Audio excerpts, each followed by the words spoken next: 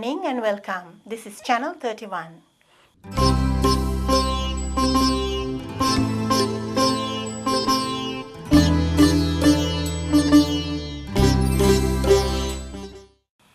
Next is our regular program by Bandhu and Kingsley.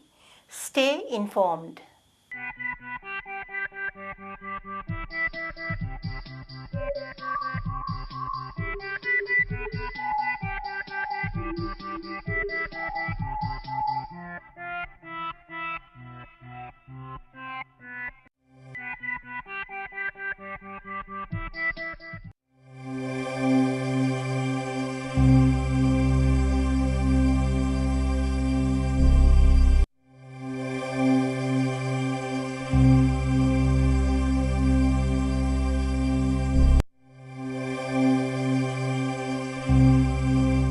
Good morning, Kingsley.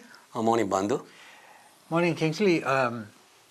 Actually, before the advent of modern chemistry, those who were dabbling in science, if we were to call it science, were called alchemists, mainly because they were trying to find an elixir, some way of prolonging life or living forever, and also to make precious metals.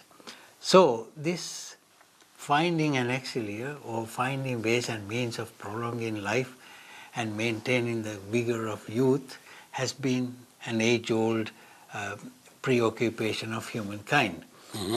So with your readings, what have you found recently on aging? Well, Bandhu, you're right, because this question of aging has been a topic of discussion from time immemorial. Yeah. People have been fascinated by it.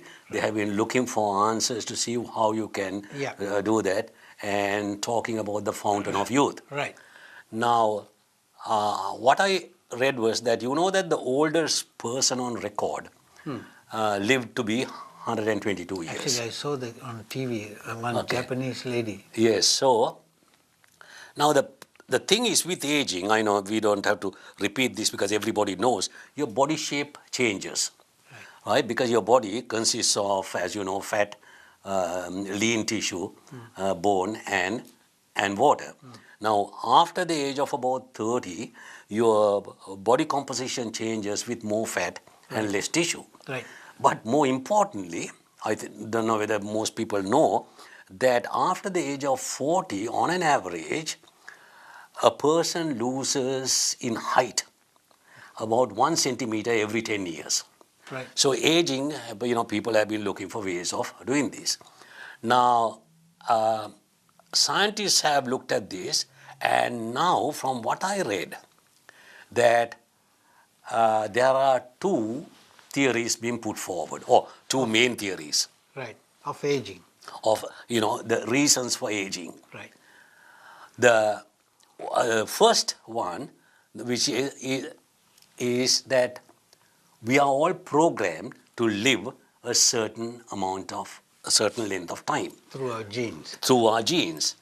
And that, after that, your genes or your DNA triggers a code, and your repair process slows down until you ultimately die. Now, this theory is called the gene expression theory of aging. Right. So that means, basically what it means is that when we are born, we are programmed to live a certain length of time.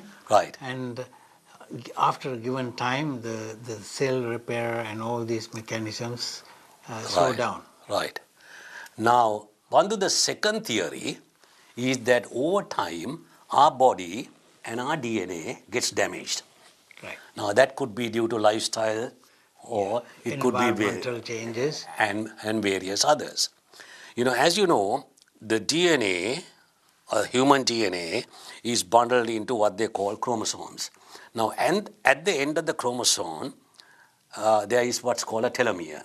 Now, the body regenerates cells, and the DNA is copied into these cells.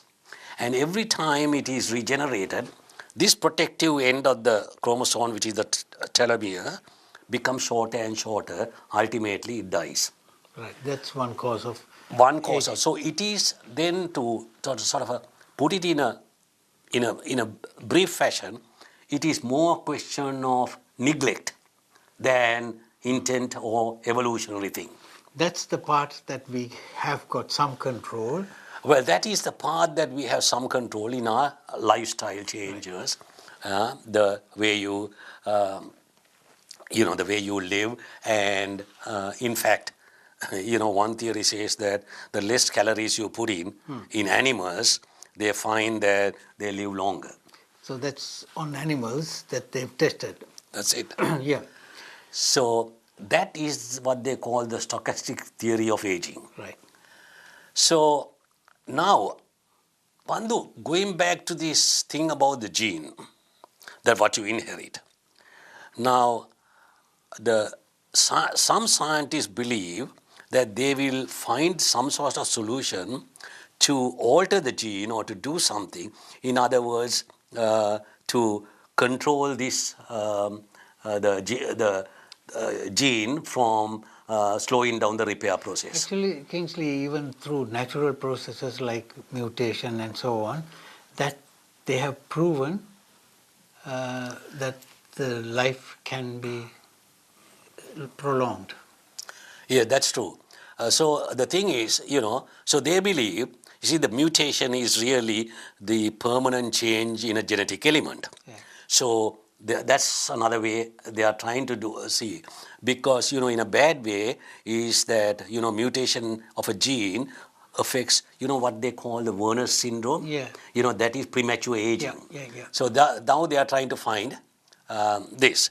Now the important thing is, Bandhu, this. It is a good sign that the scientists, the medical profession, and the researchers are treating this as a curable thing, a thing which can be addressed, and that it is treated more like a disease than an inevitable thing. Right. So, hopefully, that may not be in our lifespan, but hopefully, within the next couple of generations, they might find Right.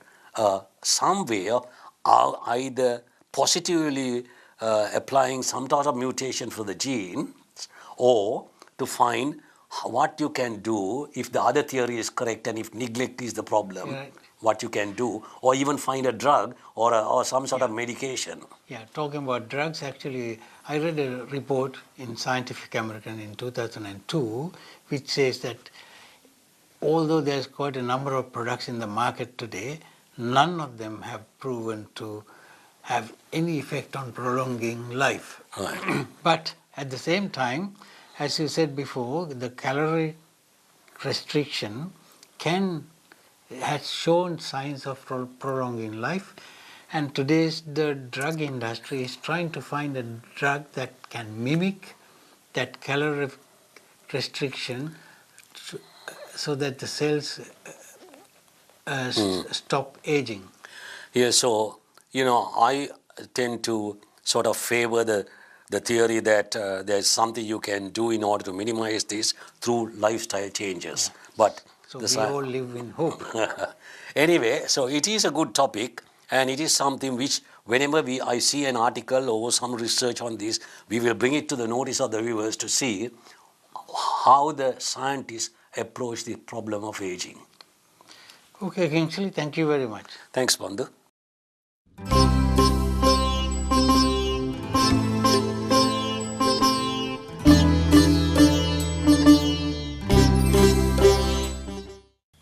That's all the time we have today. Till we meet you again from another program, I am Mihri Disanayaka.